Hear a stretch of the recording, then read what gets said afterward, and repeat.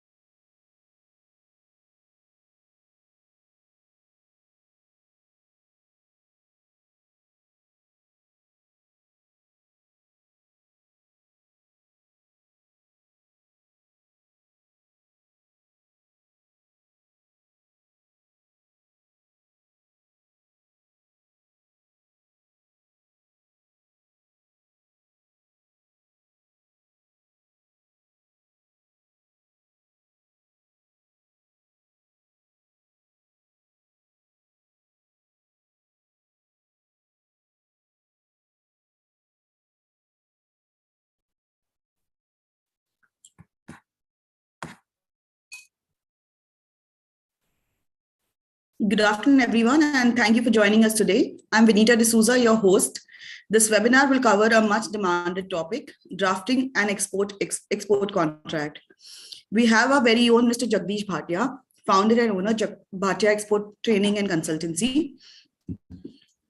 Mr. Bhatia, we thank you for joining us today to share your insights with our audience. A warm welcome to all our audience who are watching us on Zoom, YouTube, and LinkedIn.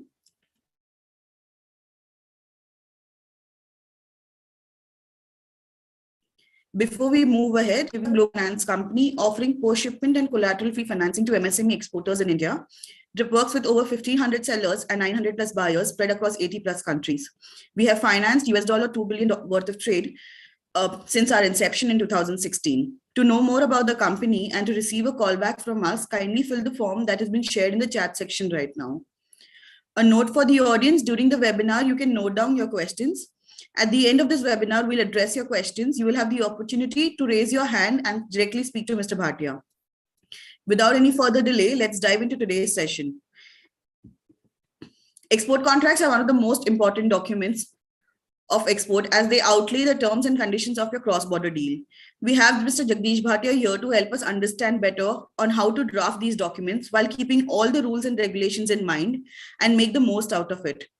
Mr. Bhatia has rich experience of over 4 decades in export-import banking, documentation, finance, and risk management. He also founded the Bhatia Export-Import Training and Consultancy. His experiences include working with banks like Standard Chartered Bank of Dubai, National Bank of Sharjah, HDFC Bank Ahmedabad, and Gujarat Chamber of Commerce. He regularly conducts webinars with government organizations such as FIO, EEPC, Plex Council, Gujarat University, EDII, SED, and many others to name. He currently works as a faculty and consultant and a corporate trainer. As a consultant, he has provided his services to over 50 plus export-import company and training to over 10,000 students across the country. I now ask Mr. Bhatia to address our viewers. Over to you, sir.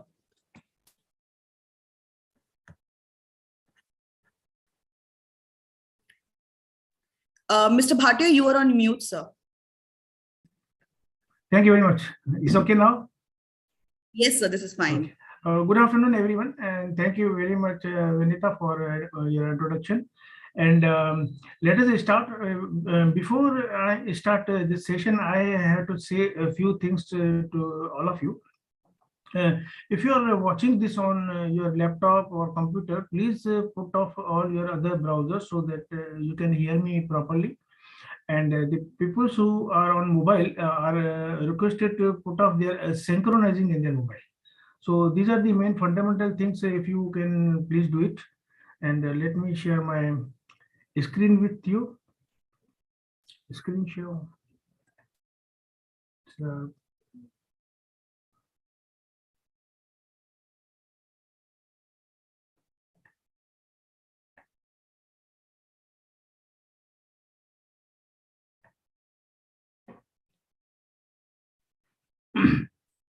we have taken on this platform few of these other sessions also, like how to avoid the frauds in international trade, export documentation, and few others. So last time I asked all of you that if you want to us to take any other subjects, you please write down to us. So many people have given us the feedback also, and thank you very much for the people who have also sent me their feedback on my email address. And today I will be advising you how to make the export contract. So first, let us understand what is the contract.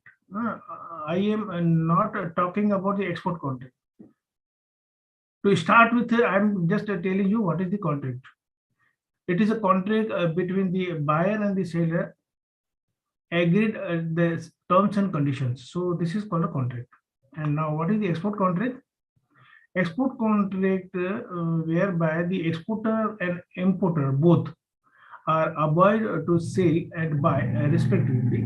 Means an exporter is obliged to sell and buyer is obliged to buy the goods and or services at a certain terms and condition agreed upon. So whatever the terms and condition both of you, exporter and an importer, have agreed, You can you will have to abide by those terms and conditions with each other. People may not be aware here that when you make an export contract, that a contract is made for the services also. So the today's session is for those who are already known with the payment terms, Incoterms, like partial shipment, transshipment, and some of the other things. The people who are absolutely new, who have never heard of the word like payment term and Incoterm in international market, may face some problem, and they are requested to watch our Drip Capital's other videos to update their knowledge. Fundamental, what are the fundamentals of the drafting of the export contract? It is very, very necessary to understand the basic layout of the export contract. Whatever you have agreed upon by whenever you are offering something to your buyer, you are agreeing with them so many things, like who will be the consignee and who will be the buyer. Yeah, there is a difference between the consignee and the buyer, which I am going to explain you shortly. And what will be the payment term? What are the Incoterm? What will be the FCL cargo or LCL cargo? What is the HS code? What will be the delivery term? Whatever the things which you are going to execute during the time, and you have discussed all those things in different emails, WhatsApp messages, maybe Skype also, or other mode of telecommunication. You cannot do everything. You cannot just type it and then sign with each other from the WhatsApp message and all. So what you do, you compile all those things at one place, and then both of you are signing that we have agreed all these things. This is only to avoid any misunderstanding in future. And the elements to be included in export contract, what will be the things you need to include everything. Whatever I'm going to teach you today is not an exhaustive list.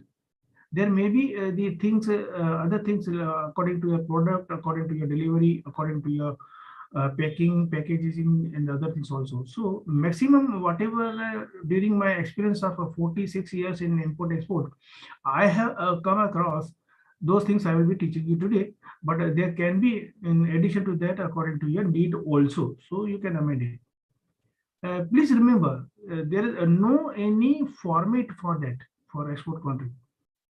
The format which I am going to show you today is in that format only because the future pre-shipment document and post-shipment document will be copied from here.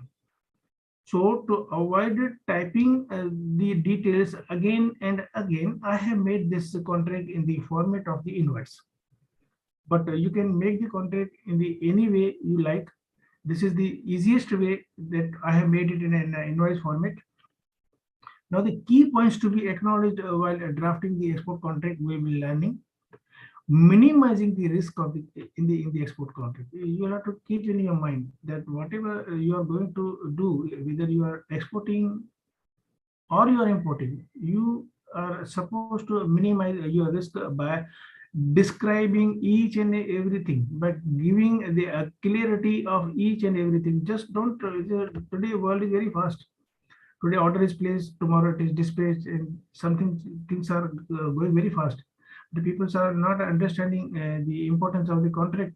Now, when anything goes wrong, then only people comes out. Oh, this is what it has happened. Yesterday, I was talking to somebody, and he said we have lost about 40 crores in salt business from Gandhidham.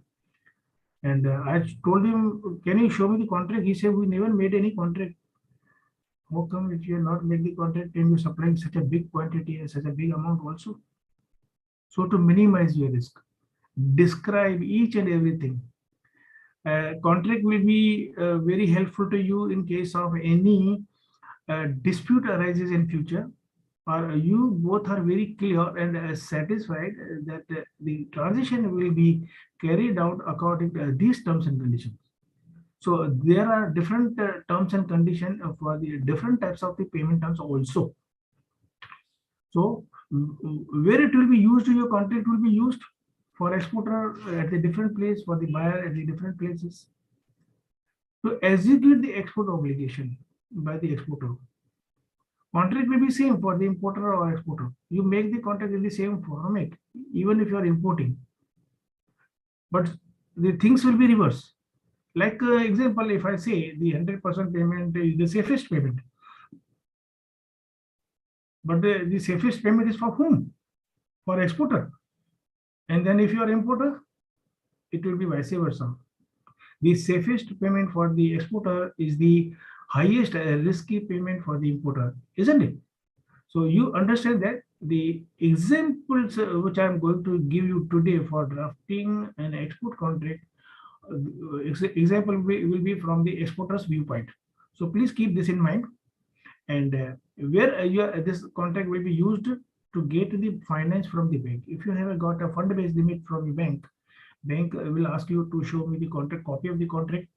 So you can go to the bank and you will have to show this contract that we have got this contract, we have got this order.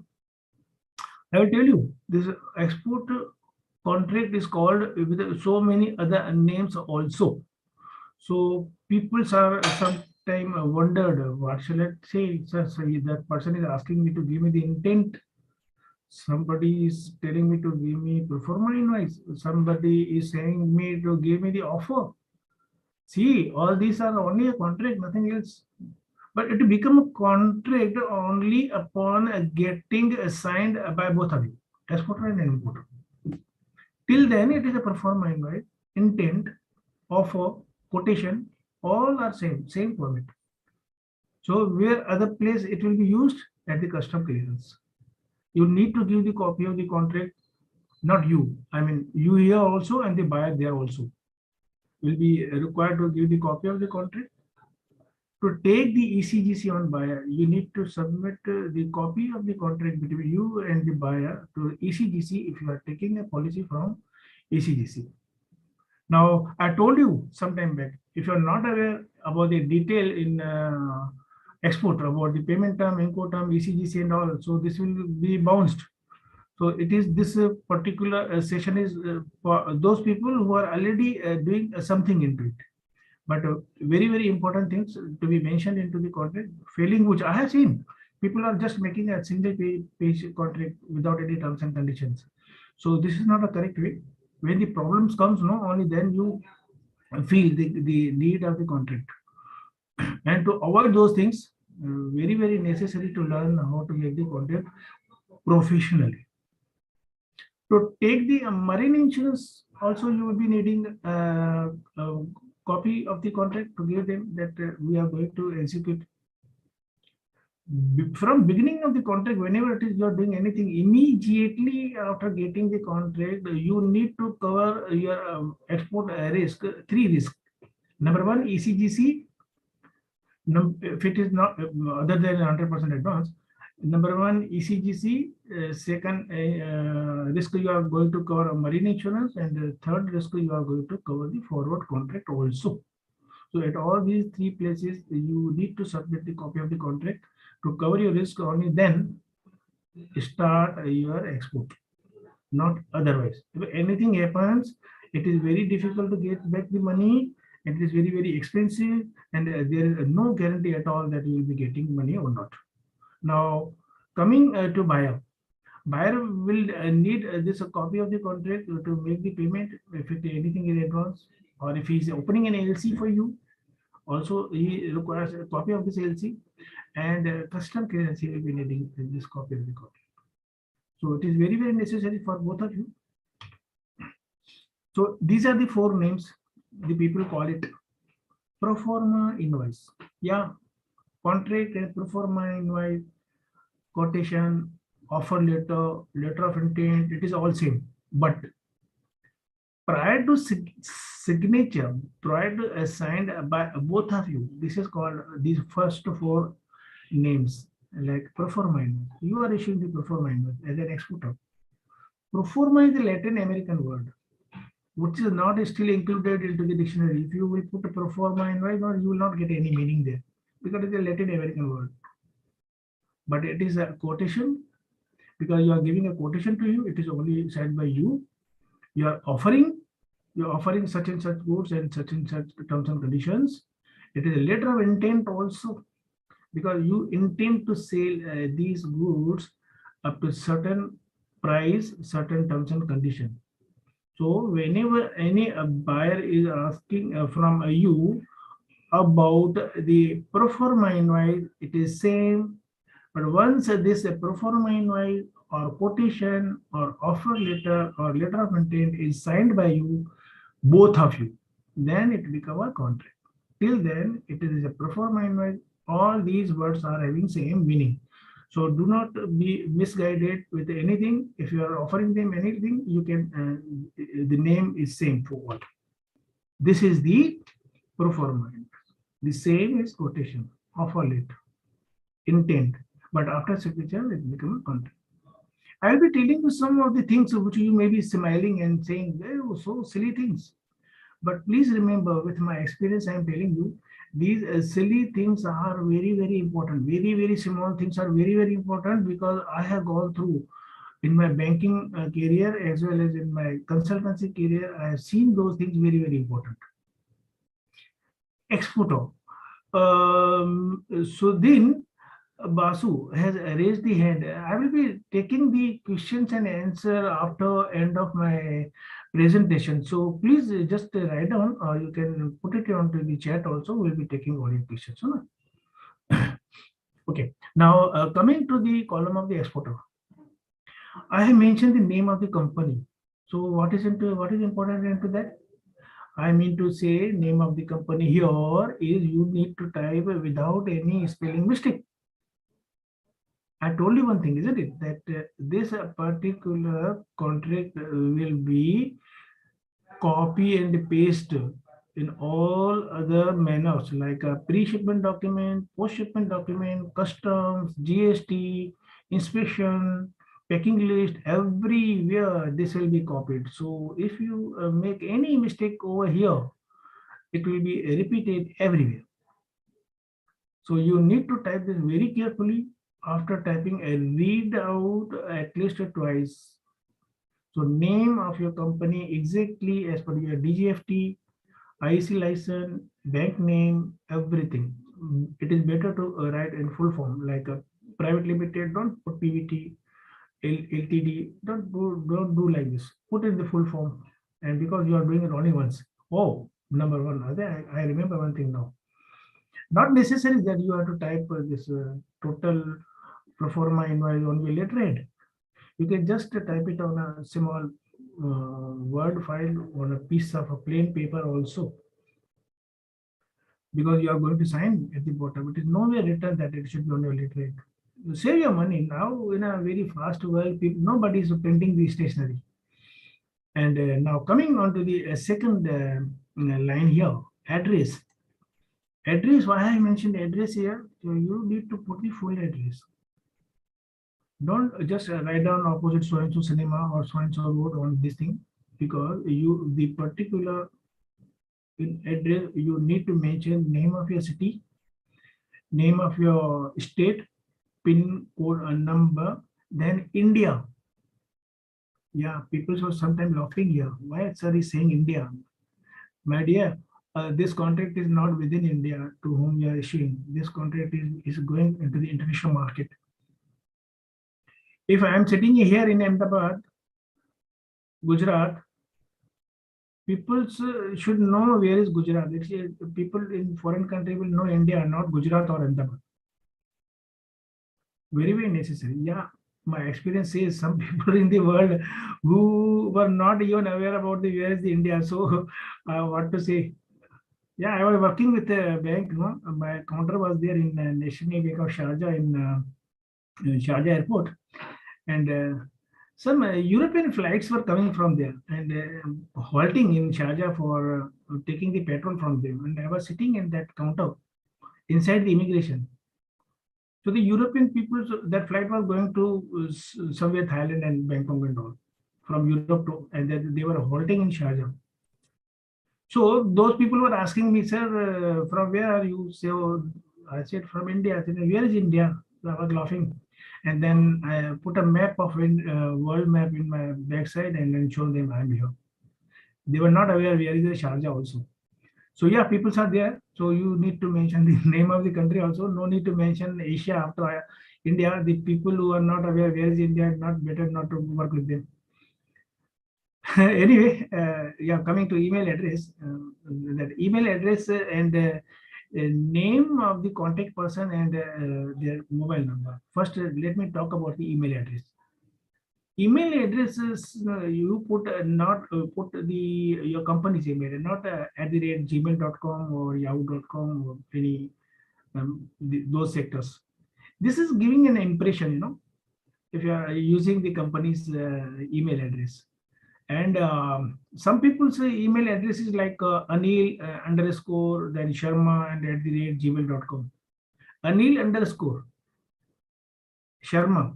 And then what he is doing, after putting email address, he is doing the underline to his email address, so that underscore has gone.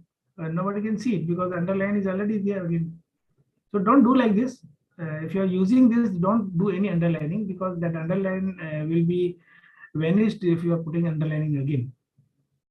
Okay, coming back to name of the contact person and number. Name of the contact person and number. Please put the name of the person who is already aware of the full transition of this contract, who should be able to reply. So before I go ahead, I want to tell you, please mention the mobile number wherein your WhatsApp is working. Because I told you that this document will be copied everywhere. This will go to insurance company, custom department, port, a shipping line, buyer's port, and then buyer's ICD, and so many other places. So if anything goes wrong, the person should be able to contact you, isn't it? Yeah. Coming to the name of the person.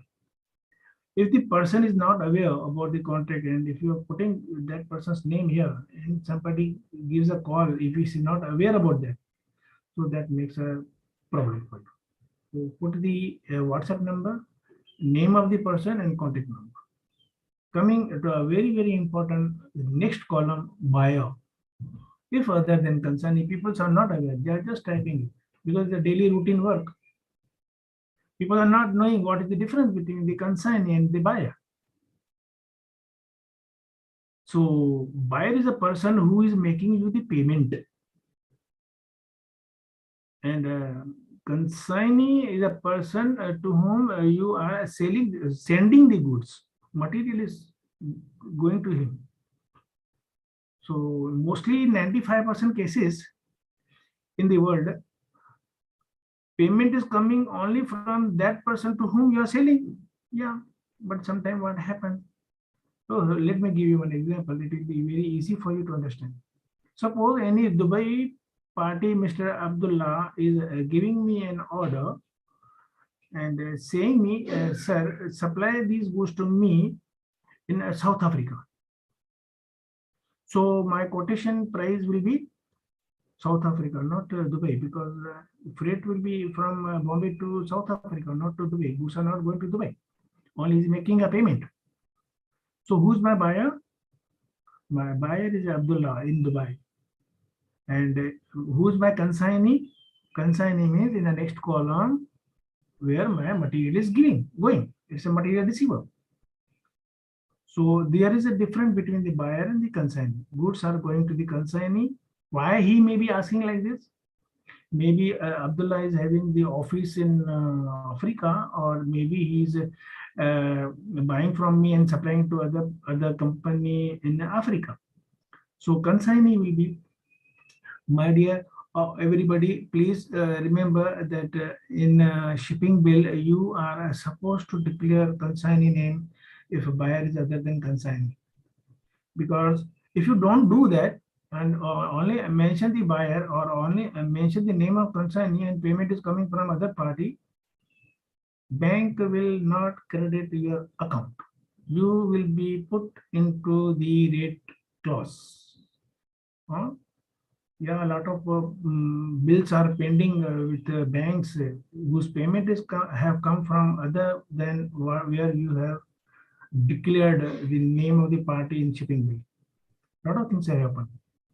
So how to clear that? I know how to clear it, but it is difficult, but not impossible. It is not. It is not that it is impossible. It is a possible. Sorry, it is a possible.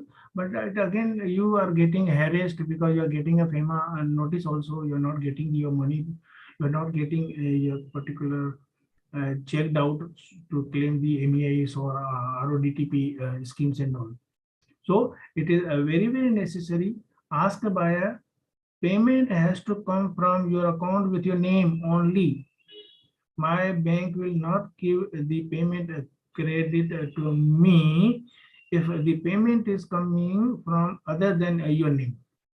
So as a banker in a FEMA, Foreign Exchange Management Act, it is very clearly written. The payment has to come with the same name to whom you have supplied. But if consignee is a different, then declare that prior to shipment and your contract also, and your if it is LC in LC also, and mainly in your shipping bill. If you are making the shipment by sea or by air, it is called shipping bill. If you are sending the goods to nearby countries, border countries, then it is called a bill of export. So a lot of people are not aware about the what is the bill of export also.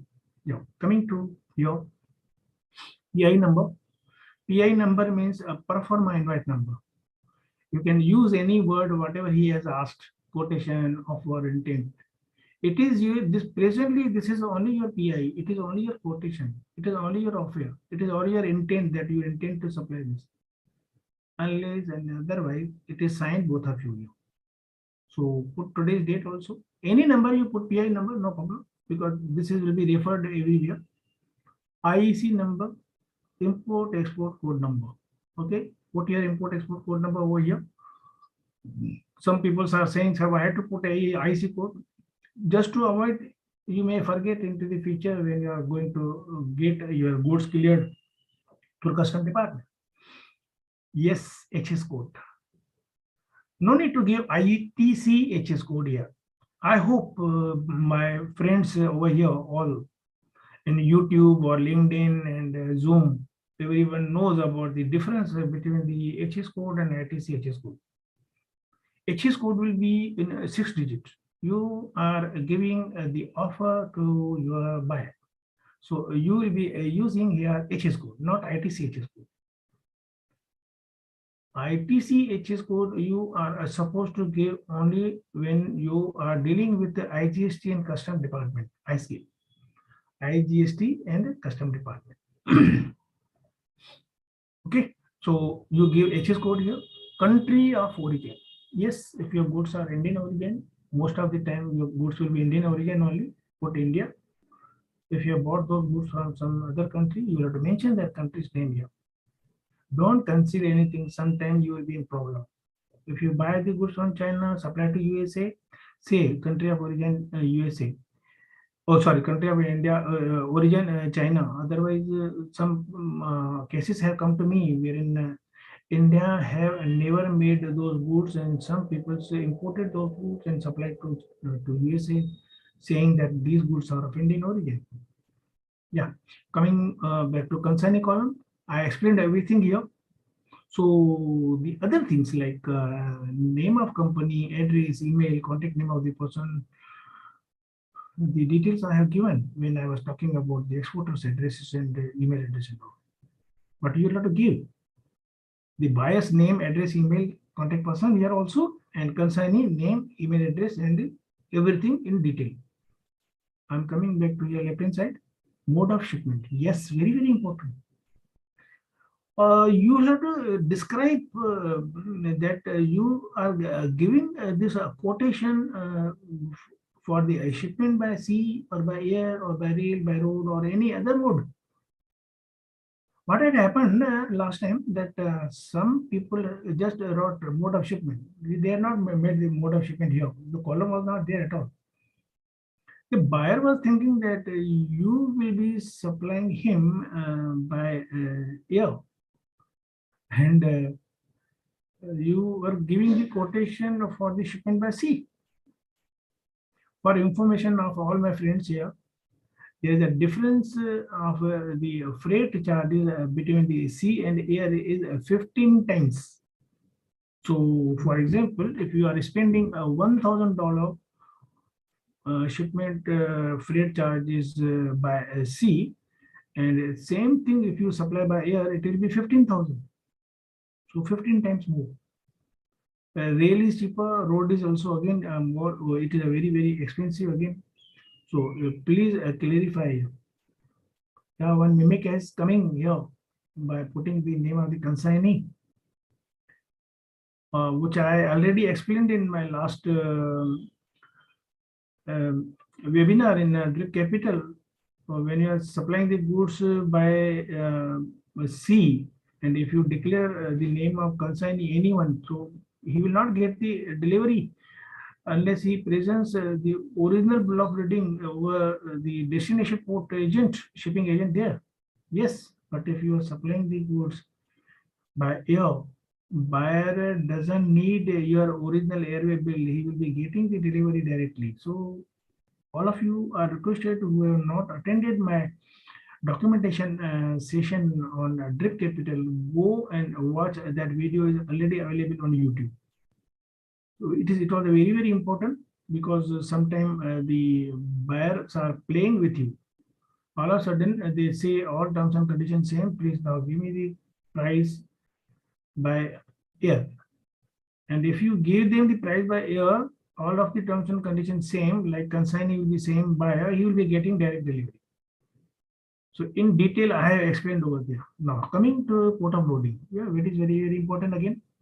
Some people are saying, sir, port of loading, any port in India. all of you are mentioning this any port in India. Do you know what is the difficulty you are going to face here if you write any port in India? You are suppose giving the example purpose, you are giving the price FOB, free on board, and you are mentioning port of loading any port in India. Now let us understand. FOB means buyer is arranging a vessel, and I have to load on his vessel. And if I say in my contract any port in India, I'm sitting in the western side of India, like in Bombay or Ahmedabad. So my nearest ports are either Bombay, Mundra, Kandla, or Adani. If I tell him under FOB that any port in India and the buyer is from Singapore, he will bring the vessel at Calcutta, Madras, or Visakhapatnam, isn't it? Because he is at eastern side. And as per contract, I have to take my goods from Bombay or Ahmedabad to Visakhapatnam or Madras, and who will pay the domestic transportation charges? So whenever you are using any word, just apply your mind. What I'm writing is it viable? So now, do you understand what is the importance of this contract? Coming to port of discharge, again, some of the people are writing FOB America, FOB New York. How can FOB America or America or New York? It is free on board. It is the up to FOB, the name of the port, Indian port will come from X work, FCA, FAS, and FOB. Name of Indian port will come. After FOB, like a CFR, CIF, DDP, sorry, DPU, DAP, and DDP. In those terms and conditions, the name of the port of the buyers will come. So very important. Never ever mention like any port in like sometimes you are putting an import any port in India. My dear, any port in India, where are you situated? First make out. If you are in Bombay, if you mention any port India, the goods will be coming to Madras, Calcutta, or Visakhapatnam. Then you will have to pay for bringing those goods from those places to your place. So be very careful by drafting or whenever you are agreeing any terms and condition with the buyer. Final destination. Yeah, people are very they are not understanding the word final destination. Under DDP, deliver duty paid, you are mentioning the name and address and of the factory of the buyer or warehouse of the buyer under final destination. Okay, sir, if goods are under FOB and CFR, and then I'm not supplying him up to his godown. So what to mention in final destination? Simply mention the name of his country. Goods are going there. It is for data purpose.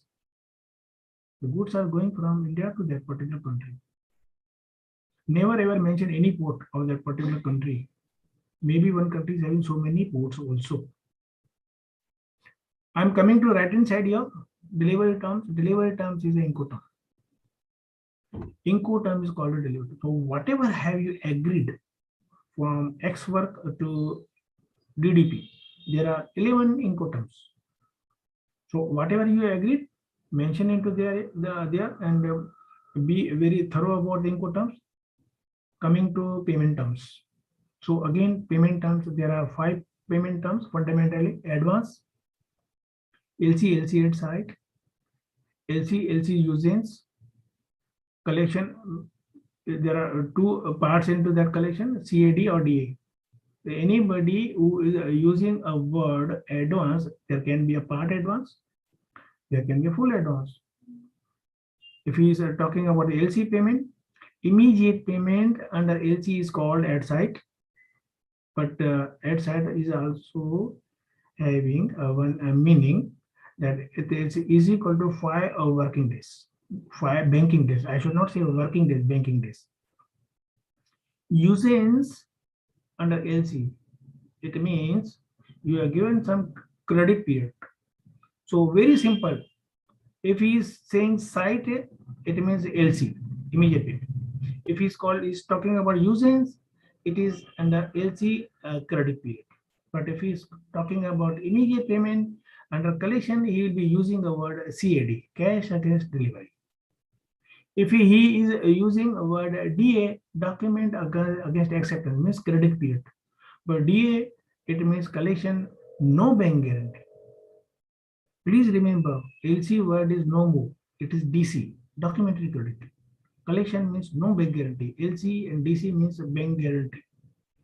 So unnecessarily do not get misunderstanding the word site and CAD. Site means LC, CAD means collection document.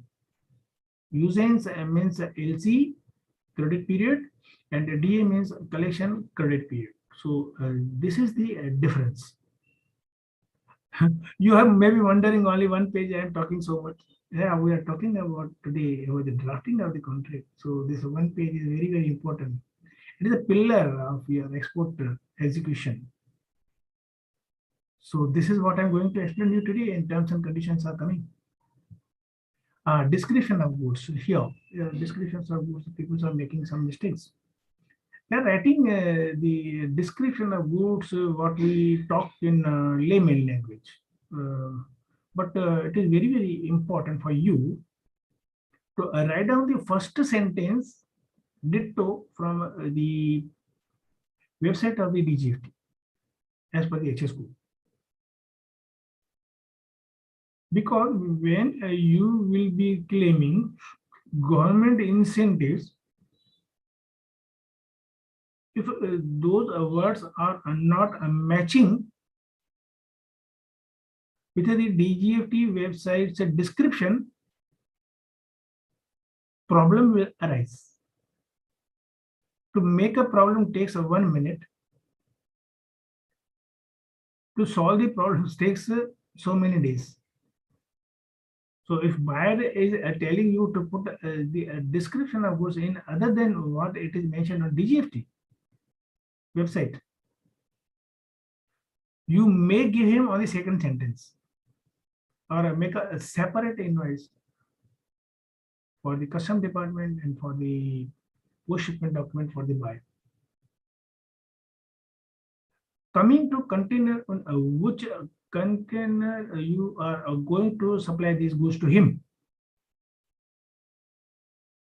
whether it is 20 feet, 40 feet, 40 feet high cube, maybe in some cases 45 feet also. So whatever you are supplying, mention it here. And are you going to supply the goods under FCL or LCL? Hope that all of you know about the FCL and LCL, full container load, or LCL, less than container load. Delivery, when are you going to supply? So suppose today's date is like 19th or 20th of January, and if I think that I can supply by 28th of February, I must add more 20 days more here to keep myself safe side. See, if I can supply in time, well and good, and if not, I have a leverage of 20 days. So never give him the days, whatever you have calculated. Always add some. Well, anything can happen in any time of the moment. Maybe like a natural disaster, force majeure clauses. Everyone knows force majeure clauses. Any natural disaster can happen. So keep a 20 days fluctuation. So what is the meaning of delivery? Yeah, very important. Date of shipment. Delivery is equal to loading on ship. Not the when a ship has come, or not when a ship has left from India. It is a loading on the vessel, loading on the ship is called a date of delivery. Very, very important. Have you seen whatever I am explaining you? And you may not be aware of those wordings or the definition of those wording in international trade. Coming to marks and numbers, yes, whatever you have agreed, both of you, what are the marking and numbers I'm going to put on the product and the packing and packaging? Some countries may be asking in their own language, like in Gulf country, they may ask you to give us in Arabic, in so many other colors. So you will be doing the costing according to your packing. It will become an expense if you are not agreed to anything, and later on is asking for you. If I'm making any goods, if I'm a manufacturer or if I'm a merchant, if somebody asking, please give me so and so price. Oh, I can't give you like this. You'll have to tell me so many things, Incoterm, payment term. If you are taking the goods from my factory, price will differ. If you want me to deliver at your place, price will differ. If you are giving me payment, immediate payment advance, price will be different. If you are giving DA, again price will differ.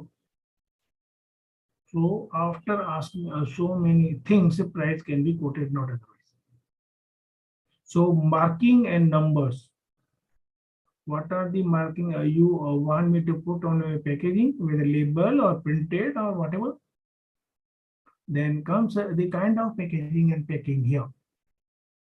Kind of packages and packing. What is the packing you require?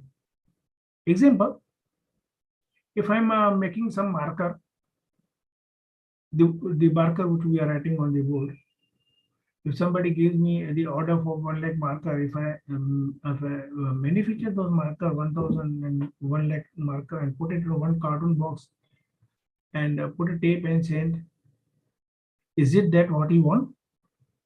No.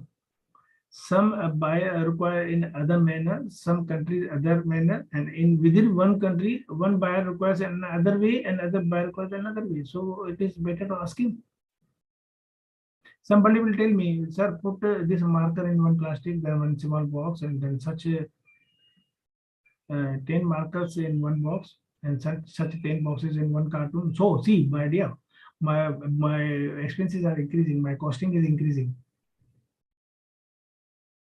So ask him, and so whatever have you agreed between you, both of you, just write down over here.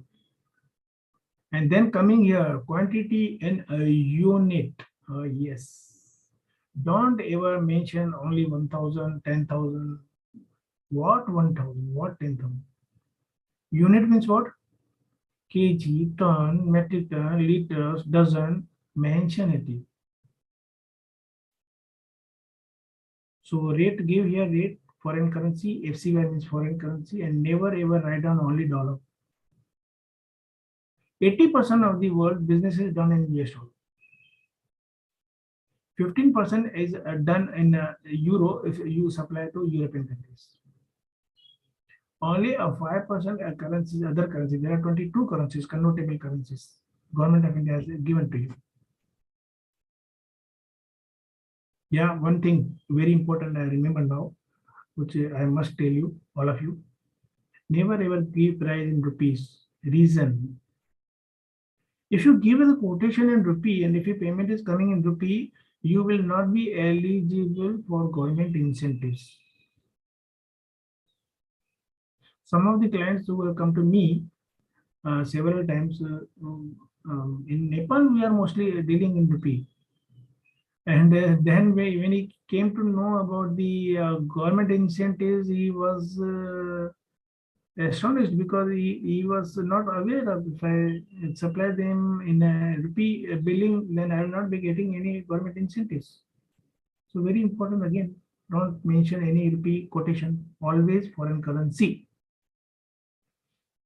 And while giving the price, that should be dividable with the quantity unit, same unit.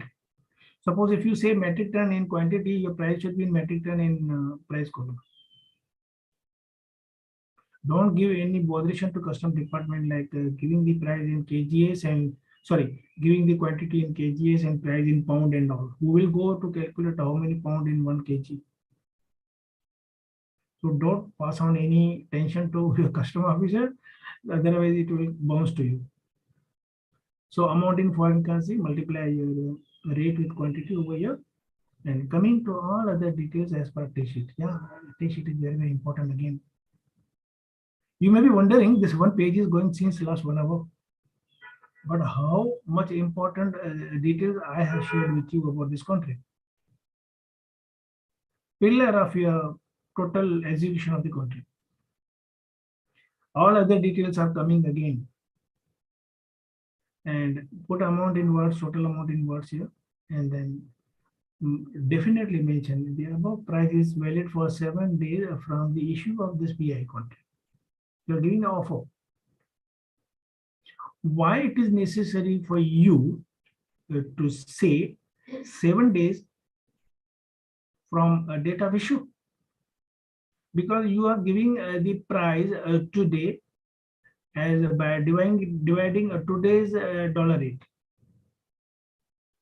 And number 2, commodity price will also vary. It may go up in future. It may come after 1 year. Sir, we have signed this contract, now supply me. No way.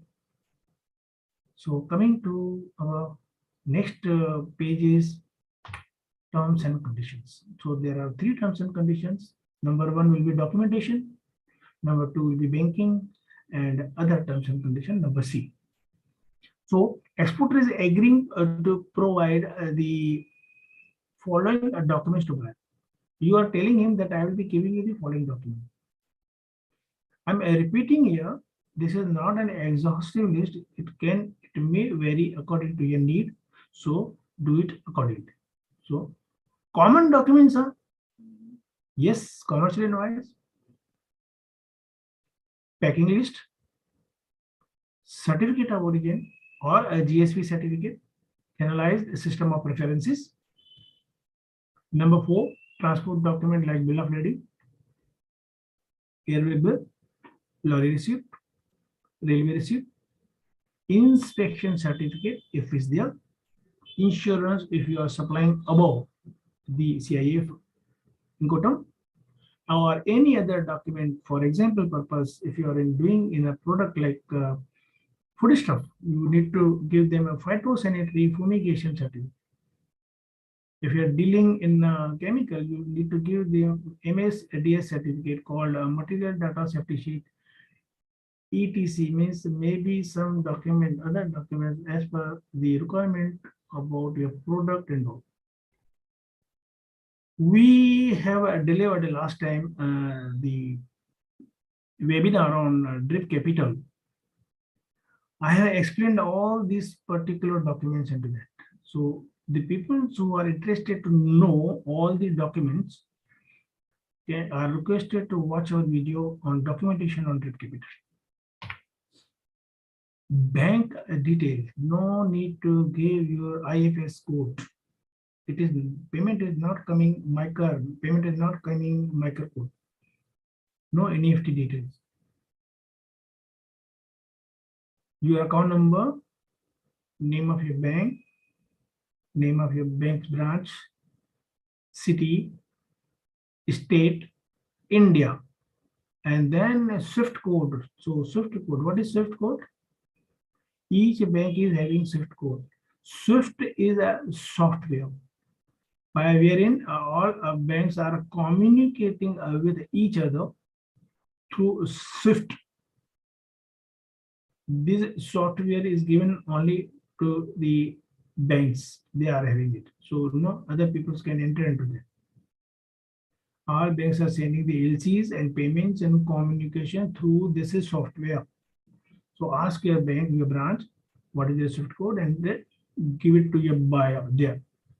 So that what will happen, any message, any payment or any LC or any other things will come to you directly to your bank's branch where you are maintaining an account. Very, very necessary to give the SWIFT code here, and no need to give any NEFT details or MICA details or any other things. No IFC code, okay? Those IFC code, NEFT, MICA details are only for domestic purpose. Now coming here back to terms and condition of the contract. So number one, as applicable. So whatever the applicable are there, you put it. If you have agreed with them, the payment term as an advance payment, you are mentioning number one that contract will be treated as confirmed upon a receipt of advance payment within 3 working days from the date of signing of the contract. Suppose if you have signed that contract today, there should be a meaning for that contract. If payment term is mentioned in the contract as a payment term advance, he has to carry out that payment within 3 days. Otherwise, what will be the use of signing the contract? It is mentioned in the contract, payment term advance, and he is not making advance payment. So unless he makes the payment, then this will be confirmed, not otherwise. Point number two. Seller will send document to buyer only through bank to bank, except advance payment. Sometime, okay, let me tell you one thing.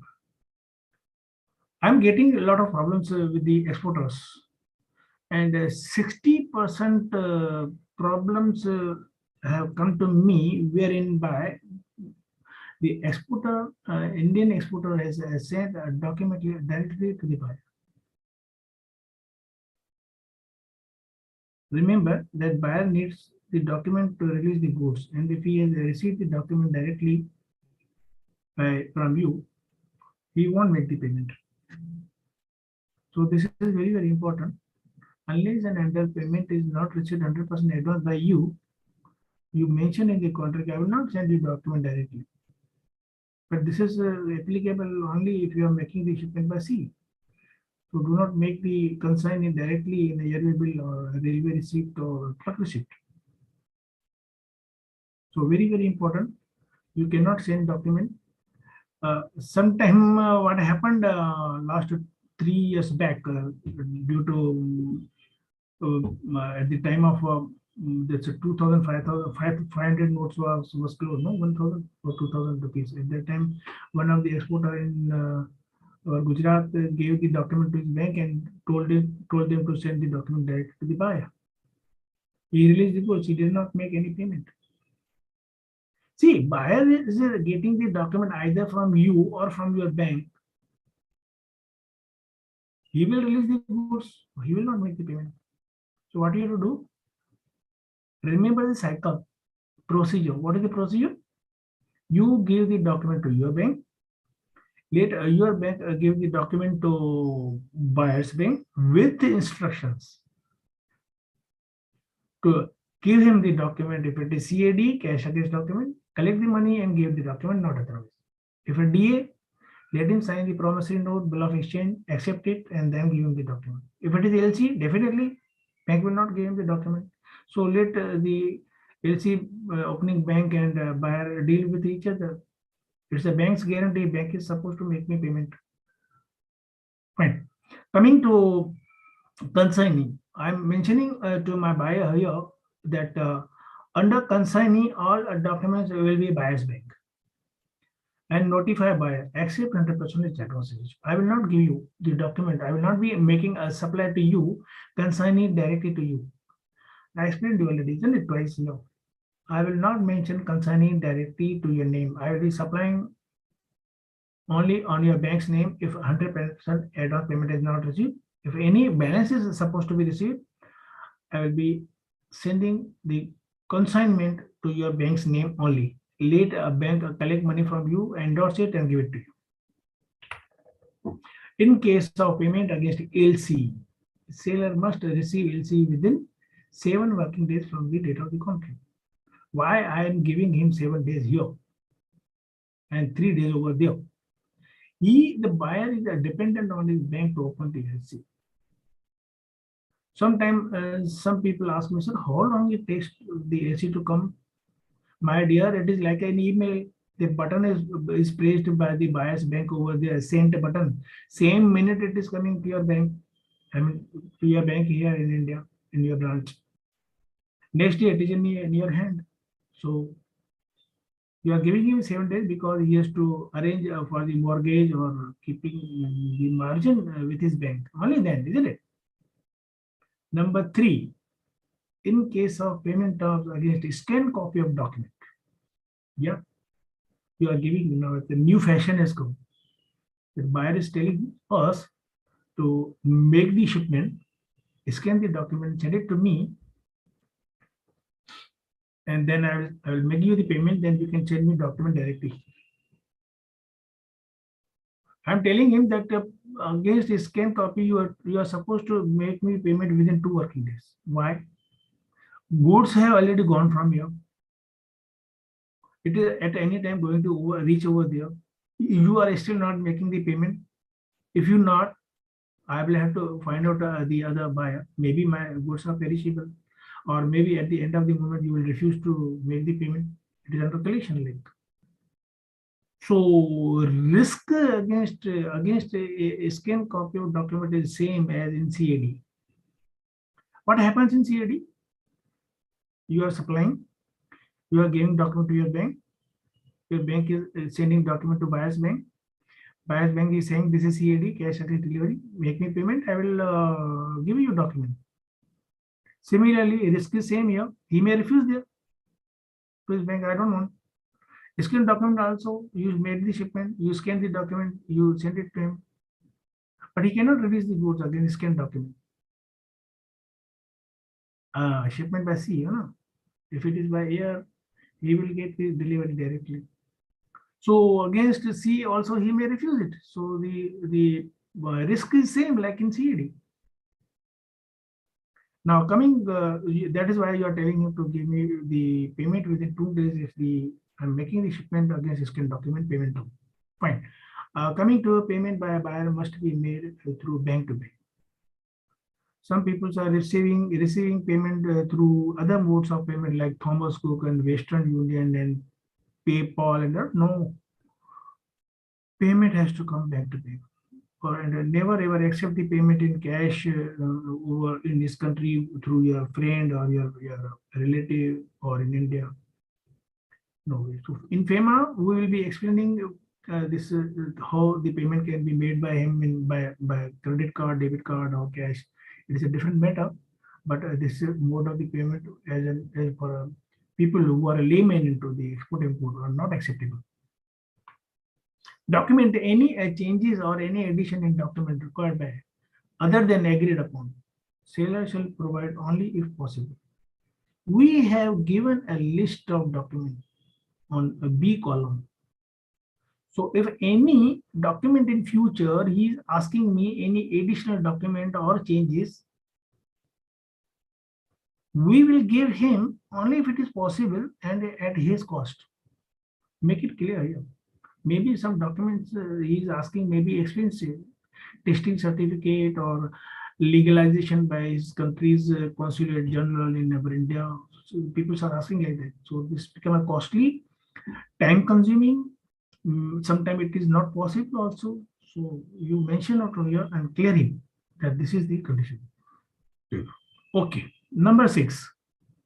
Tell him in case of quality certificate requirement, buyer need to inform parameters of the quality to be provided in inspection certificate.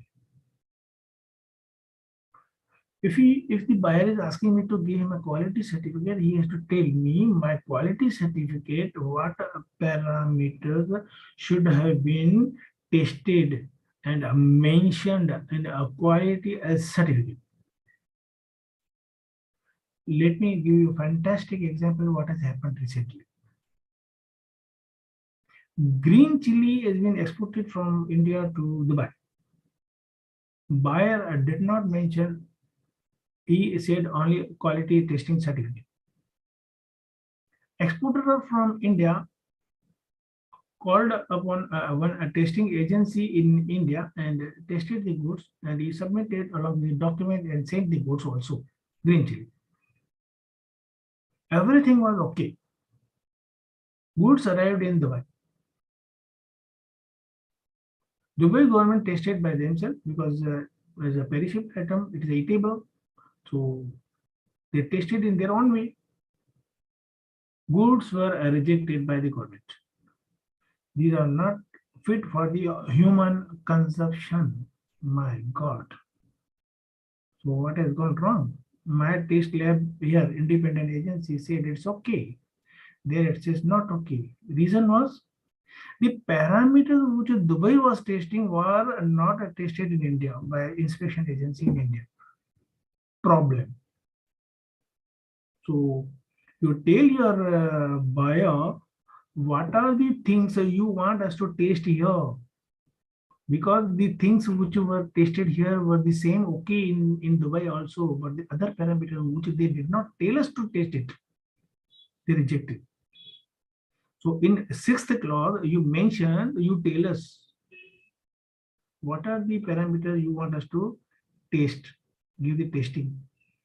Otherwise, you will have to accept as whatever we are giving to you. Charges of inspection will be as agreed upon within both of you. Sometimes, charges are very, very high, sometimes very less, so you can do it accordingly. Now, coming to importer will be responsible for any document required by their country. Yeah, one consignment has gone to Algeria, and some document, local document was required by them to submit, and they could not submit it, and they could not clear the goods. It's not our responsibility. It is your document, you have to submit. Vice versa, if I give you an example for just for clarity purpose, if I'm talking about an import, if you are importing scrap, you need to submit the pollution board certificate. If you do not have pollution board certificate and you are importing, you cannot clear the goods from custom department. So is it the fault of the supplier from where the goods are coming to India? No. It is our responsibility to keep that first ready and then import it. So mention that also. Coming to point number 8, quantity and amount variant must be allowed and about. There is a specific meaning in international trade. About is equal to plus or minus 10%. So you mentioned both quantity and amount, both. If you do not say anything about the word about or the tolerance, 5% plus or minus is allowed in quantity. Nothing is allowed in amount. So if you supply more 5%, you will be getting not more money. But if you mention with a word about, okay, make it simple. Suppose if I got a order of t-shirts, 1 lakh t-shirts, and if so say a very big order, no, 1 lakh t-shirt. If I take the cloth and manufacture it, it may be up and down, maybe 90,000, maybe sometime 100 and 1 lakh 10,000 also. So I can supply to him because it is according to his demand. So just by keeping you at the safer side, it is advisable to mention plus and minus 10%. Coming to, yeah, partial shipment, you cannot make the offer in the supply of your units. Suppose you are supplying a machinery. Know about there you cannot use a word about. No? You can supply the car and you can keep the key with you. So this is not allowed in the shipment under unit shipment like a machinery. Okay, coming to a partial shipment. With a very big order, people are asking, sir, how can I supply this big order? And ask him, no, partial shipment, you make it a part shipment. If it is a 1 lakh t-shirt order, make it 40,000, supply him, and then again 40,000, supply him, then 20,000. If your goods are like that, only then, isn't it? So partial shipment is not again usable in, please 1 minute, excuse me.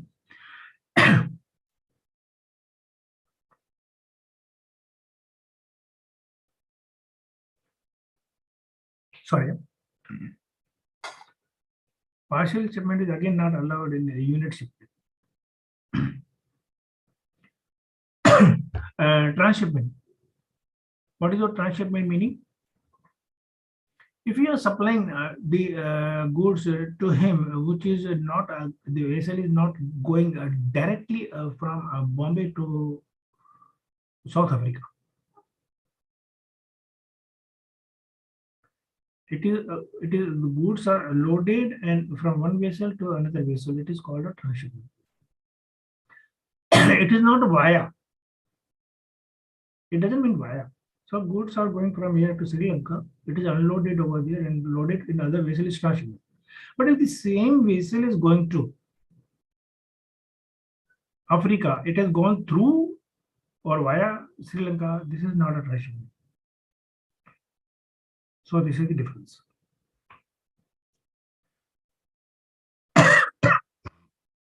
Please excuse me for 1 minute.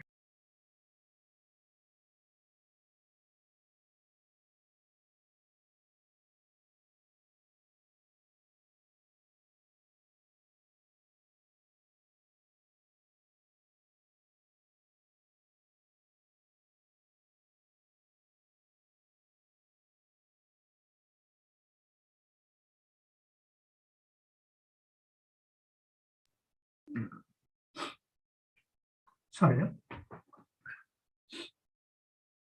And in point number 11, if the goods are held by the government for inspection, suppose I took the goods from here to for custom clearance, and my government has hold those goods for inspection, more inspection, and if it is delayed because of that, I am telling him that if it happens so, I will be delivering the goods as the next earliest vessel possible. So this is not my mistake. Sometimes it happens, very rarely it happens, but if it happens, then what? The goods will be delayed. And in point number 12, force majeure, it is a natural disaster. Any political changes, if a goods delivery schedule will be changed within the mutual understanding. I hope everyone knows about what has happened in Afghanistan last month. Oh, not last month, 3 months back. If any political changes in coming into our country or in his country, and maybe the goods will be held up unnecessarily. So you can tell him that we will be changing the schedule of the particular shipping. And we also mention all communication must be done through email as cleared. All communication will be doing on the email address what we learned in the column of exporter and importer just now. Sometimes people say, oh, my email address official is not working. You just send me the email on my personal. And my God, this has also happened to one of our customer in Gujarat. So don't accept anything. Tell him to make your email ID workable in your official address.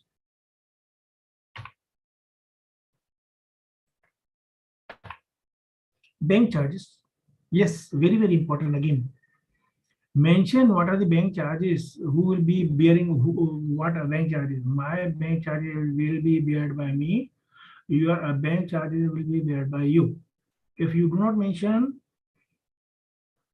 buyer's bank will collect the full invoice amount from him, and they will deduct their own charges from that payment and make it pay. So you are wondering every time, sir, मेरे को तो payment बहुत कम आया. I have received very less payment. So this is the reason, because you are not cleared with him that your bank charges must be beared by you, not by me. Point number 15. This agreement terms may be amended upon consent of both of the parties in writing. Unless and until both of you agree to amend those terms and conditions and signed by both of you, it is not amended.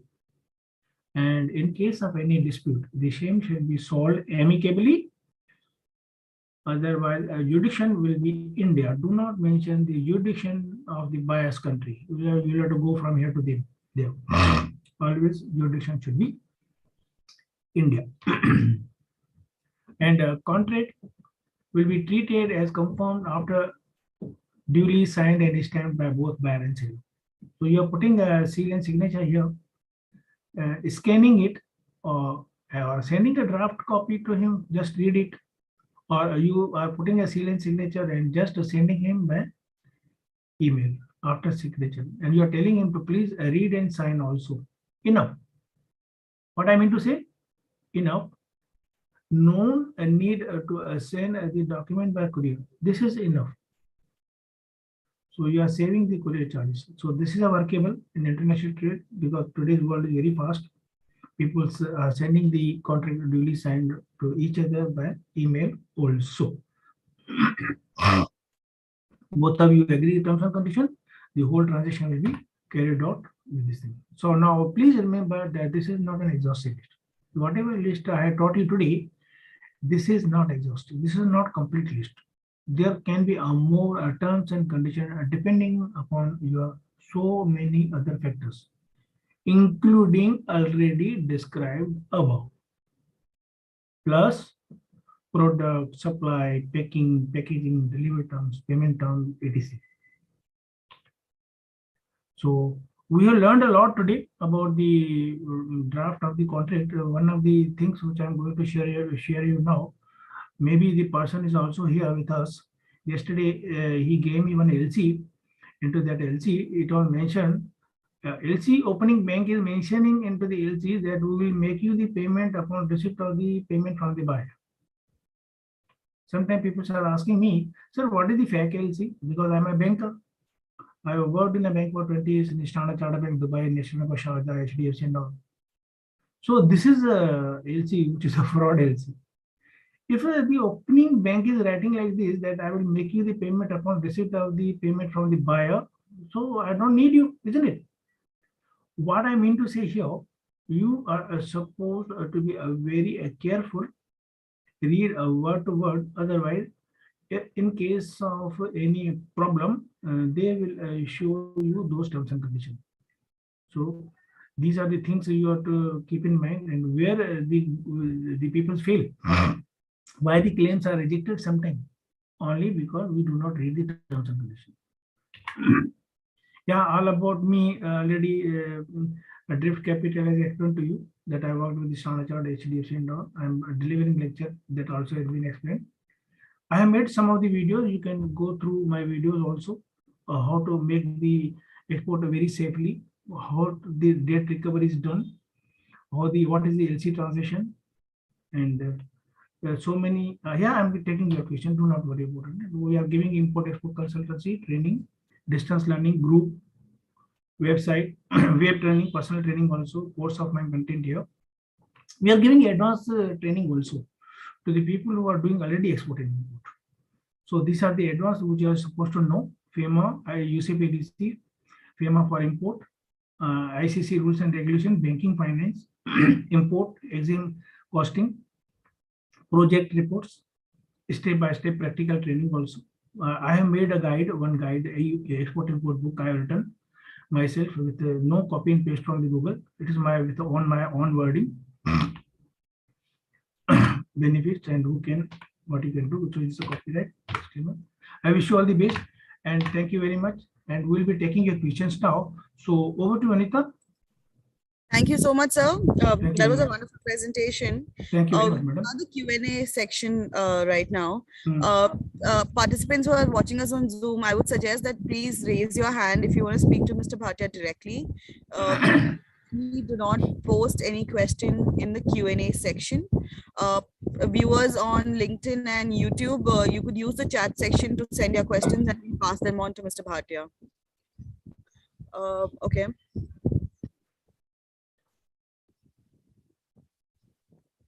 So I think we'll take the first question from Mr. Kushang from SV Exports. Yeah, Mr. Kushang. Yes. Good afternoon. Am I audible? Yeah. Yes. Firstly, I would like to thank Drip as well as Jagdishji for such an insightful webinar. Sir, I have a very small question for you. Yeah. For a budding exporters like someone like us, we have currently we are exporting to Gulf countries. Okay. We are into agri commodities export. Okay. Right. So many of the time we get vague replies from the buyers that basically we can get a long-term contract signed, or even for the current shipment or whatsoever the deal size must be, we can get the contract signed. So currently we do know, like you just have explained, what are the points that are needed to be covered in the contract itself. So Kushang, we lost your voice. Kushang, we lost your voice. So can you repeat your last sentence, please? Okay, so currently we exactly know what are the points to be covered in the export contract. वही तो बताया ना अभी. Just now I was explaining that only.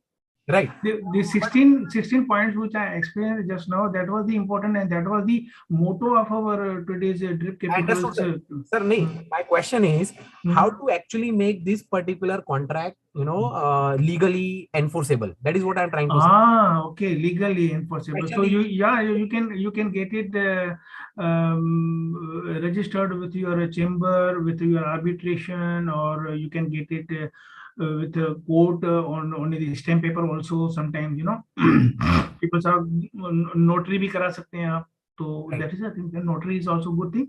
Or with your chamber, nearest chamber of commerce, your promotion council also, you can get it signed. So that is an enforceable. But without that also, it is an enforceable if both of you have signed it. No problem. Sealed and signature signed by both of you. Right, because we are the buyer, like we are the sellers, we are the exporters. So we want this, this particular contract to be enforceable by the buyer party. Someone from his country, someone from. He has to also get its signature from the chamber or wherever he is having the membership or association and all. I think notary is a very good thing. Notary is a good thing. Notary. Yeah, doing the notary is a very good thing to safeguard your transition. Right. So we can ask them to get this, whatever contract that is being signed between us, we can ask them to get it notarized in their country. Correct. We can ask them to get it notarized in their own notarized country. Or he must be a member of the Chamber of Commerce. So you can tell him to get it certified through your Chamber of Commerce. Okay, from their Chamber of Commerce. Yeah. Okay. And let us also sign it, get it signed, certified by our chamber also. Right. Or maybe we can involve, mission. Some of the chambers are having the arbitration department also in their own chamber. So from which city you are? I'm from Surat, sir. We are from Surat. Okay. And currently we are exporting agri commodities to Gulf countries, sir. थोड़ा ध्यान रखना यार, agree country में whatever the problems I'm getting from the Gulf countries, mainly Dubai International. Right. I stayed there for 20 years, but I know the अभी के जो ज़्यादा से ज़्यादा problems आ रहे हैं, they are coming only from Dubai, I and know. the unfortunately the people who are supplying them the onion and tomato and the food stuff, they are not getting the fixed price. The price is fixed over there on that particular date. Right. तो बाकी जो नए लोग हैं, the people who are new, please take note of this. Thank you. Yes, Thank you, Mr. Kushang. We'll take the next question from Mr. Ramesh Molia. So can you unmute yourself? Yes. Am I audible? Yeah. Yeah. Basically, we are exporter, but our parent company is in UK. So we are importer at UK. Yes, sir. So what we discuss is export contract. But I want to write import contract rather than export contract because we are sourcing products, especially paper products we buy from India and we import into UK. So how can we reverse it into import contract rather than export contract? Yeah, you are the exporter from India. You are buying from India and supplying it to UK, correct? No. You are buying it from UK. You are buying from UK and supplying it within India after importing. No. Then we are UK-based company importing our products from India. We have India office just for sourcing. So we want to make sure our exporter obey the rules which we have written in the contract. So then it is a very simple contract for you, no? Because it is your subsidy company here. Yeah. Subsidy company है तो कुछ problem ही नहीं है. This session was only for those people who are not known to each other, exporter and importer. Subsidy company तो घर की बात है. So subsidiary is there, but we are not directly involved into exports. For example, separate entity. No. For example, we just validate our suppliers. For example, one company ABC in Ahmedabad who supply to my UK counterpart. So ABC export from Ahmedabad will export to Nationwide Paper Limited, which is my company in London. So our concern is to the supplier obey all the rules and regulations like quality, delivery, and other certification. Yeah. So what we want, like whatever 17 points we have discussed, it is in it was pointed to exporter, but we want to pointed as importer. You should give us in this time limit. You should obey this quality. You should give us this certificate. If delayed, then this would be penalty, like that. Ramesh ji, you will have to take my total 17 points in vice versa. In the beginning, I told you that I'm giving the examples from the viewpoint of the exporter only, and the importer will be taking all my point in vice versa. I mean to in an opposite way, and all the other terms and condition will remain same. So in some of the goods, what happens is, okay, let me give you an example. Some of the goods, what happens is, which I have not included into my contract, and I said this is not an exhaustive list. And why I said so? So that is the example I'm giving to you right now. Some people are supplying the goods from India to other countries, and those goods are like soybean extraction. I hope that people are aware about the soybean extraction. You are supposed to maintain some type of the oil into that, some type of the moisture, sand and silica and all. And price will be fixed as per the supply you have made, not as per the quantity. supply is made as per the quality certificate, how much the fraction you have done into the quality.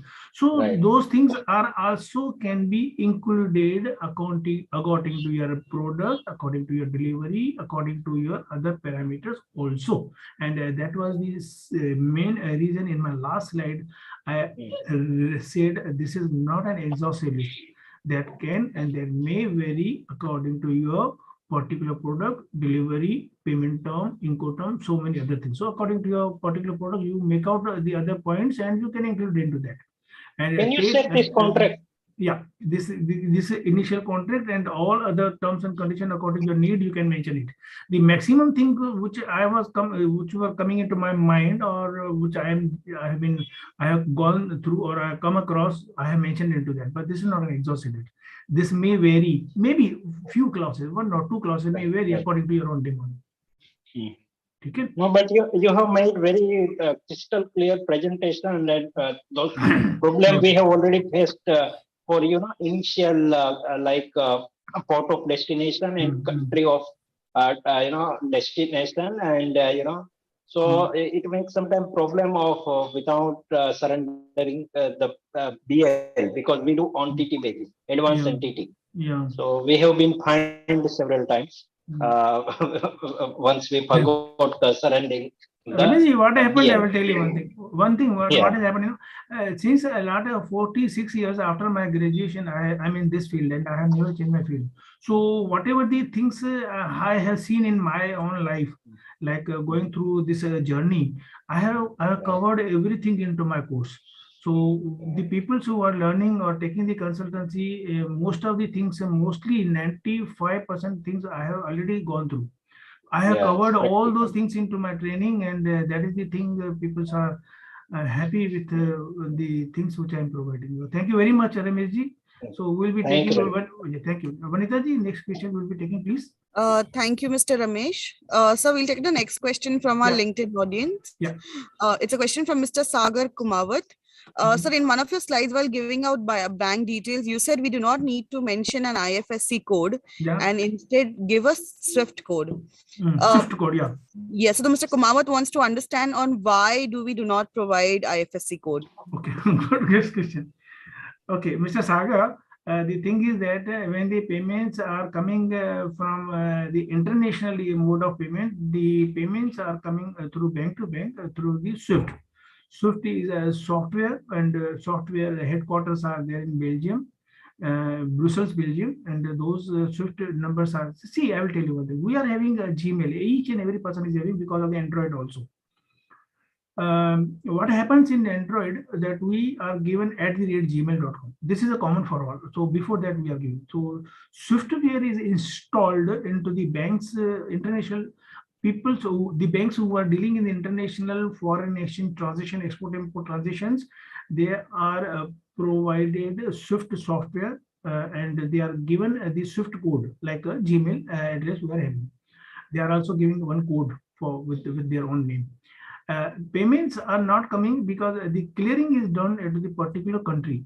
Payment, if it is coming from Dubai, Dubai is making payment to your bank through SWIFT, through the software. If they are sending an LC, it is coming through SWIFT. So this SWIFT is a way of a communication module within the banks only, and for the international export import transactions and foreign exchange transactions only. So if you are talking about the IFC code, those IFC codes are only dealing within domestically transfers, not an international transactions. So this is the reason IFC code is not given into the international trade, only SWIFT code is given, because international banks are dealing and sending the messages to each other through a software called a SWIFT. So thank you very much, Sagarji. I hope you must have got my answer. So we'll let Mr. B.V. Jagmohan speak. So can you unmute yourself? Yes, sir. My question is that we are the exporters basically to African countries, and we receive the LC from the African-based bank, but not sure about the credibility of those banks, whether that LC will be honored by the LC opening bank or bank. So what is the significance of this confirmed LC and how we can safeguard? बहुत अच्छा question किया है, मेरे को अच्छा लगा. Really, I admire your question. But frankly speaking, my dear, today we are talking about the contract, drafting of the contract. Our session is not about the LC, but still I will not let you go like this. But what you do, you tell your bank to give us you tell your buyer that your bank should give us a confirmed LC. If the bank's validity, I mean, world ranking is coming within 10,000 banks in the world rank. So it is okay. But if it is going beyond the 10,000 ranking in the world ranking, that bias bank, you tell him to give me the confirmed LC. So let us understand what is confirmed LC. That should be confirmed either by any top 100 banks of world or by your bank. So unless and until the buyer's bank is not mentioning in LC to confirm, your bank or international bank will not confirm it. So that is a confirmation, means an additional confirmation in addition to the LC opening bank. LC opening bank is bound to pay if the documents are presented according to the terms and conditions. Complied documents are presented with that bank. But additional confirmation is called a confirmed LC, means if that bank is not paying, if that bank's position is not so good in world ranking, the international top banks are taking the exposure on that bank that we will pay to you, and they are also keeping a margin with them of that bank, and then only they give you the confirmation. But the best thing is that, are you able to submit a complied document to that bank? That is a big question. I told in my last session in webinar in Drip Capital, 90% of the world document under LC are discrepant. Exporter are not able to submit document as per LC, and if the documents are not submitted as per LC opening banks or confirming banks, guarantee has gone. So you are supposed to make the document as per LC, and that is an art. And I have taken that particular subject last time on documentation. So Sure, it is sir. very, I fully agree. I fully agree. The correctness of the document is extremely important, including the. I fully understand. Considering that the entire documentation is correct, but we doubt the of the bank itself who is opening the LC. So in that situation, can I ask my own bank, the advising bank, that why don't you confirm the LC which I am receiving? So can we go ahead with that? Yeah, good question again. Number one condition is that the LC opening bank should have written into that particular LC that this is an irrevocable and confirmed LC. And in the column down over there in LC, the one column is there, add confirmation or without adding. So they should mention add the confirmation. Now, point number 2. Under the UCBDC, it is the optional for the advising bank whether to confirm or not. Maybe your advising bank is having the exposure of that bank with them to confirm that much creditability or not. So it is up to your bank whether to take the exposure on that bank or not. मैं तो किसी को भी बोलूंगा मेरे बदले में किसी को गारंटी दे दो, लेकिन सामने वाला भी तो देना चाहिए ना. सो उसकी मर्जी है, इफ ही थिंक्स, और या मेरा कुछ भी एसेट्स वगैरह उसने कुछ रखा है अपने पास, so he will confirm, not otherwise. So he will see my position as well, my creditability also, or he may ask some amount from that bank, blocked amount. Only then he will give you the confirmation. So that happens. Yeah, because dealing with the African banks are a risky affair. Oh, I know this very well. The credibility of the bank is a question. Forget about. लेकिन optional है, अपनी आपकी bank के ऊपर optional है whether to take the exposure on that bank or not. So ask them to that give me the confirmed LC through New York or any European big bank, yeah, big Citibank, Commerce Bank. Again, let me give you one thing here. Don't mind by hearing this. Those banks are, the banks who are confirming the LC are always ready with finding out one or two discrepancy. Yeah. You just now said yes, apart from submitting the document according to the LC terms and conditions. I know what is this apart from. This apart from, this is a very difficult question again. Right, sir. And under any circumstances, the confirming bank will be telling you to give me this much amount first to confirm your LC, 1%, 2%, not more than 2%, 2%. They earn that money, finish. They know already that you will not be able to submit document as per LC terms and condition, and ultimately they will be sending document to LC opening bank for payment.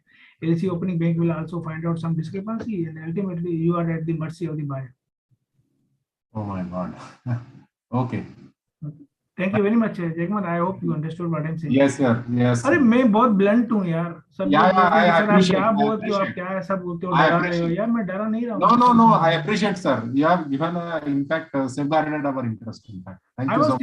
I was taking one webinar with one of the government organization 2 months back, and I was there. CBI joined there.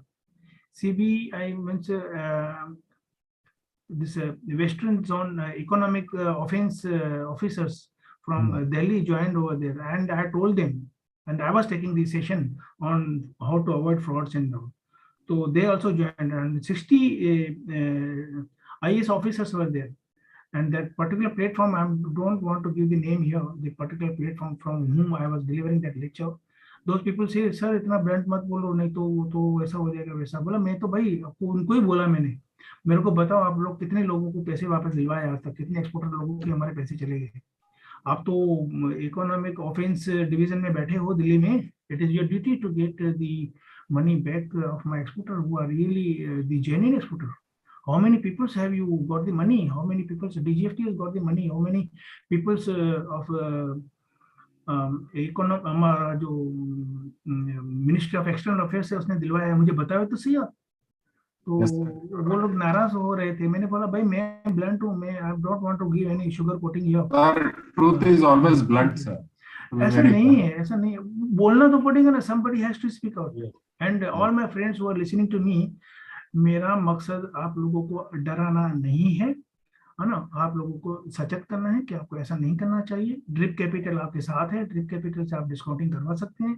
Drip Capital after taking due diligence only they are discounting your document. So diligence is also required, no? Yes. Due diligence is very required. Yes, sir. Thank you very much, Jagmohan. I hope you got my answer. Yes, sir. Thank you very much. Thank you so much, Mr. Jagmohan. So we'll take the next question from one of our YouTube audience. His name is Mr. Shubham Agarwal. He says, I have one buyer. He's giving me 50% advance and 50% CAD. If I mention bank name in the consignee, can the buyer release the goods from customs in air export without documents? And will ECGC give him claim? Will give claim if the payment is default? Very good question. Yeah, fantastic. Yeah, thank you very much, Mr. Shubham. आपने ऐसा question पूछा ना. This is going to help all of you.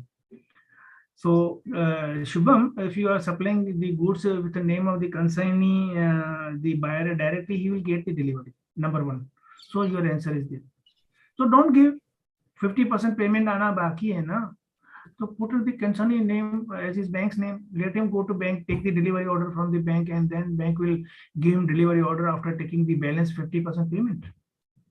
But thing is that he will get the delivery directly if you are mentioning consignee. लेकिन क्यों दे रहे हो यार? Please don't give ना. Give the name of the consignee's bank. In that case, what will happen? He will have to go to his bank to take the delivery order on the airport to deliver him the goods. Airport, I mean that shipping airline. And a bank will not give delivery order. ऐसे ही नहीं दे देगी. They will take the margin from him about the balance 50%, and they will remit it to you, and you will give them the delivery order. Only then he will be able to take the delivery. Coming to ECGC point. ECGC, which type of policy you are taking from ECGC? Okay. ECGC will may give you the ECGC on that subject to the availability of limit on the credit standing of that particular buyer. लेकिन insurance company के चक्कर लगाना तो चालू हो गया ना भाई. You will be after insurance company. So why to do? Tell the buyer in this way. I'm giving you one trick. Neither cheat anybody nor get cheated. Tell him, okay, you give me 50%. After that, if he is saying put my consignee name directly, tell him yes, but don't put the name of his bank. Ultimately, he will again call you, कि यार उसका bank का नाम क्यों डाला? So tell him that I'm getting finance from my bank, and for bank's rules and regulation, if I'm supplying against a CAD, I'm supposed to do the name of the consignee as bank's name. Now here is a trick. What you will tell him in addition? अरे यार आपको तो कुछ problem नहीं होने वाला है ना, आपको क्या फर्क पड़ रहा है? You are not, you, it doesn't make any difference to you because you will be going to bank, you will be making the balance payment and taking the delivery. So ultimately, bank is giving you the delivery order by endorsing or giving the delivery order to take the goods from airport. So it doesn't make any difference to you.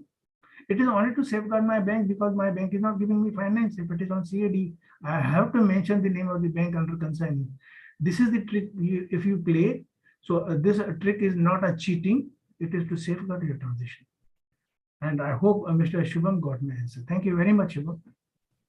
We'll take the last question from Mr. Surendran. Mr. Surendran, can you please unmute yourself, sir? Yeah, good evening, sir. Good evening, Surendran. Yeah, I am from Avish Clothing, Tirupur. Oh.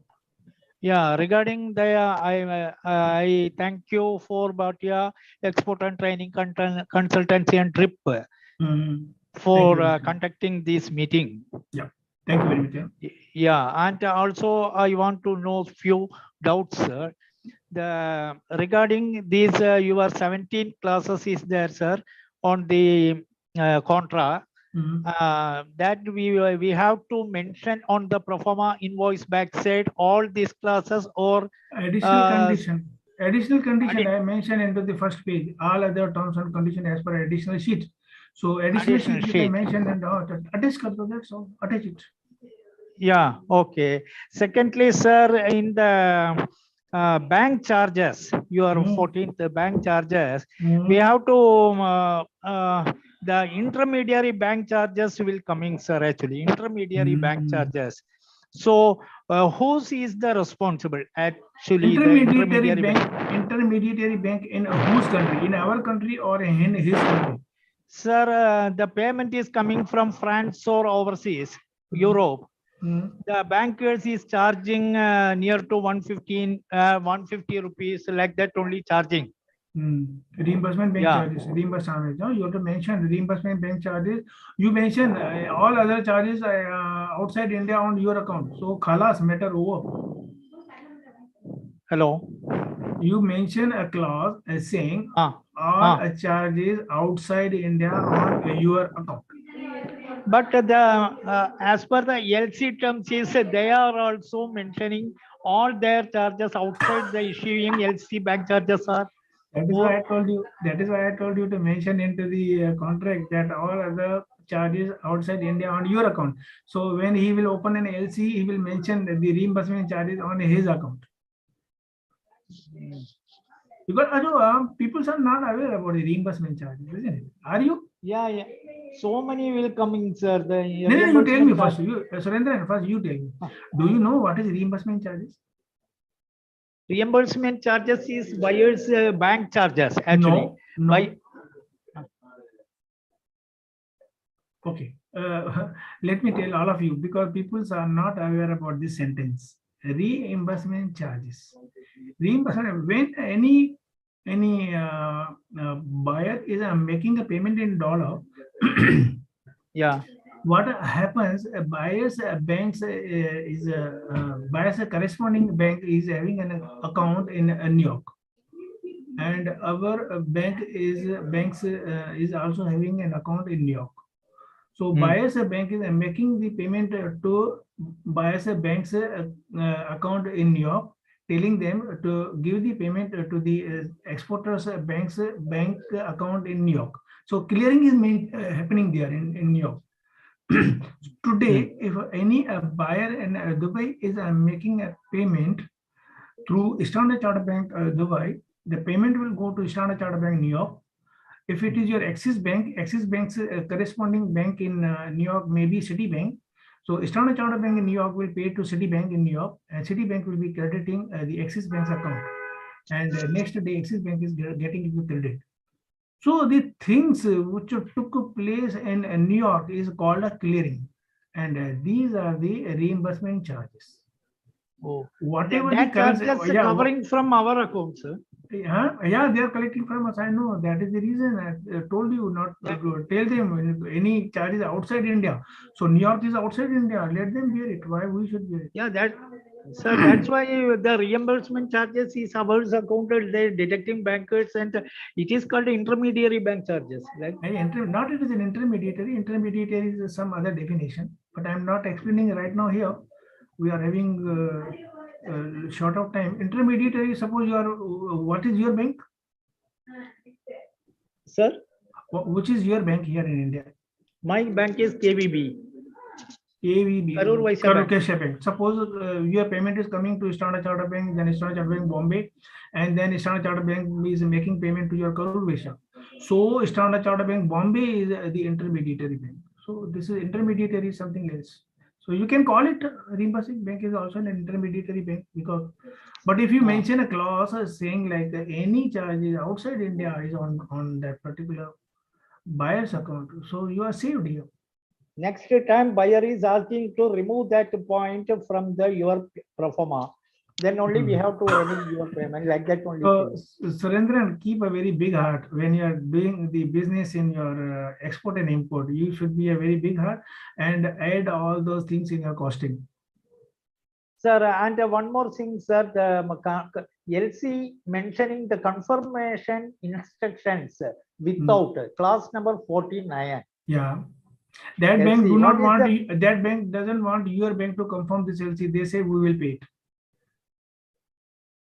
Suppose if it is a Standard Chartered Bank, Standard Chartered Bank is a very big bank. It comes within 10 top banks in the world. Why they will allow your KVBP to accept it? KVB also small potato. Why they will confirm Standard Chartered Bank's LC? So that is why they are saying without confirmation. Adani or Reliance will you take the guarantee for Adani or Reliance? We are small potatoes. They are taking everybody's guarantee, not we. ऐसा. Yeah. ठीक है. Okay. Thank you. Yeah. Thank you very much. And over to Vanita. Thank you so much, Mr. Surendran. Yeah, thank you, madam. With this question, we come to the end of this webinar. Thank you so much, Mr. Bhatia. Thank you so much.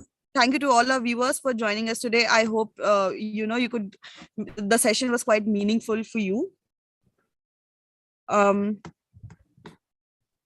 Request you all to please share your valuable feedbacks and topics you want to share from us. You will soon receive a short survey once we end this session.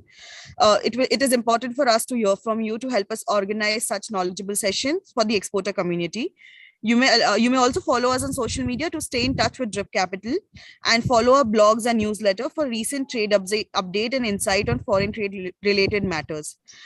Please consider subscribing to our YouTube channel. The link for our YouTube channel is shared in the chat section. You can also watch some of the previous webinar videos on the YouTube channel. Have a great evening and please stay safe.